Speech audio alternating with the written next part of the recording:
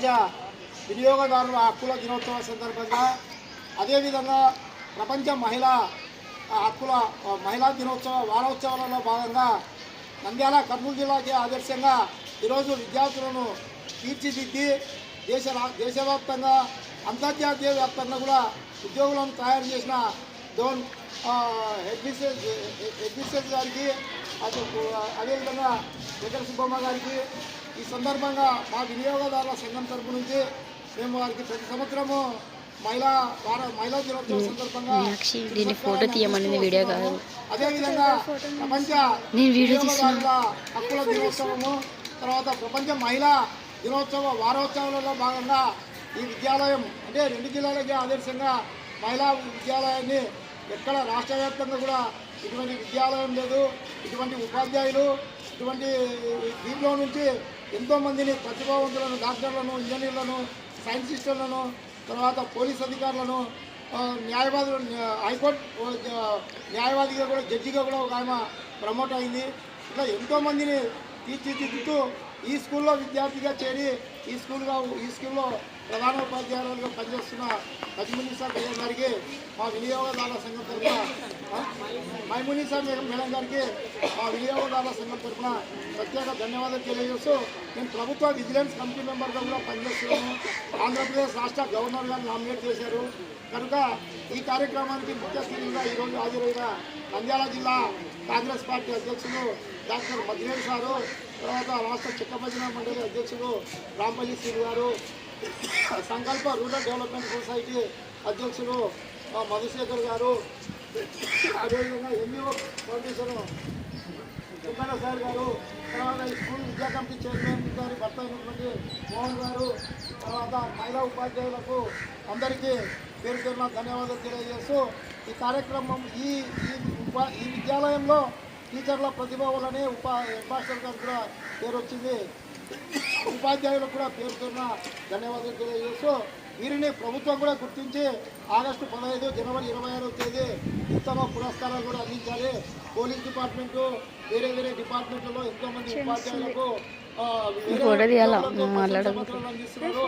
ప్రతి సంవత్సరము స్వతంత్ర దినోత్సవము, గణతంత్ర దినోత్సవం సందర్భంగా కూడా ఉపాధ్యాయులకు, మహిళా ఉపాధ్యాయులకు, పురుష ఉపాధ్యాయులకు కూడా ఆగస్టు 15 మహిళా ఉపాధ్యాయులకు, జనవరి 26 పురుష ఉపాధ్యాయులకు కూడా ప్రతి సంవత్సరము ఒక స్కూల్ నుంచి 2 ఉపాధ్యాయులను ఎంపిక చేసి వారికి ప్రశంసా పత్రాలు కూడా అందించాలని చెప్పి ఆంధ్రప్రదేశ్ రాష్ట్ర గవర్నర్ గారు కూడా మేము లేఖ రాస్తున్నాము. ఇక ఈ యొక్క ప్రపోజల్కి డోన్ ఎమ్మెల్యే సూర్యప్రకాష్ రెడ్డి గారు కూడా ప్రతిపాదించారు. రేపు జనవరి 26 హెడ్ మిస్సెస్ గారికి, తర్వాత అసిస్టెంట్ హెడ్ మిస్సెస్ గారికి కూడా మేము కమెండేషన్ సర్టిఫికేట్ ఇవ్వడానికి జిల్లా కలెక్టర్ గారు కూడా మేము ప్రపోజల్ పంపిస్తున్నాము. ఎందుకంటే ఉపాధ్యాయులలో ఎంకరేజ్మెంట్ చేస్తే, ఒక ఉపాధ్యాయురాలను ఎంకరేజ్ చేస్తే ఆ విద్యార్థులంతా బాగుపడతారు. కనుక ఈరోజు దేశకి సురక్ష జవానే ప్రజకి పరిరక్ష ఉపాధ్యాయు, దేశానికి సైనికుడు జవాన్ ఎటువంటి వారో ప్రజలకు, విద్యార్థులకు ఉపాధ్యాయుడే. డాక్టర్ కావాలన్నా, లాయర్ కావాలన్నా, జడ్జి కావాలన్నా, పోలీస్ అధికారి కావాలన్నా ఉపాధ్యాయులే కీలక పాత్ర. ఉపాధ్యాయుల పాత్ర వలన ఈరోజు మన ఈరోజు సైనికులు కూడా అందిస్తున్నది ఉపాధ్యాయులే, ప్రాణం పోసే డాక్టర్లకు కూడా అందిస్తున్నది ఉపాధ్యాయులే. కనుక మాకు జాతీయ ఉపాధ్యాయ దినోత్సవ సందర్భంగా ప్రపంచ ఉపాధ్యాయ ఇంగ్లీష్ మీడియం నేర్చుకోకండి లోపల సందేశాన్ని కోరుకుంటున్నాను.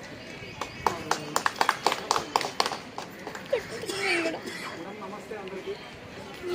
నా పేరు డాక్టర్ జార్లపాటి పద్మిరెడ్డి, అడ్వకేట్ కూడా. అందరు మేడం వాళ్ళు పోతున్నారు. ఇక్కడ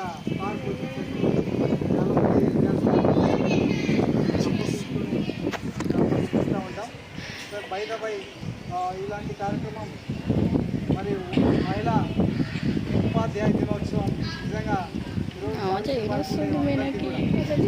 సందర్భంగా అదేవిధంగా వినియోగదారుల హక్కుల సంరక్షణ కమిటీ తరఫున మహిళా వారోత్సవాలను పురస్కరించుకొని ఇలాంటి కార్యక్రమం ఏర్పాటు చేసినటువంటి బీసీ సంక్షేమ సంఘం నాగరాజన్న గారికి, అదేవిధంగా మోహనన్న గారికి, అదేవిధంగా సీనన్న గారికి, మధుశేఖర్ గారికి, సుంకన్న గారికి, మిగిలిన వాళ్ళకి, అదేవిధంగా మిగిలినటువంటి టీచర్లకి, హెచ్ఎం వెంకటరెడ్డి కూడా మేము కూడా ధన్యవాదాలు తెలియజేస్తున్నాం.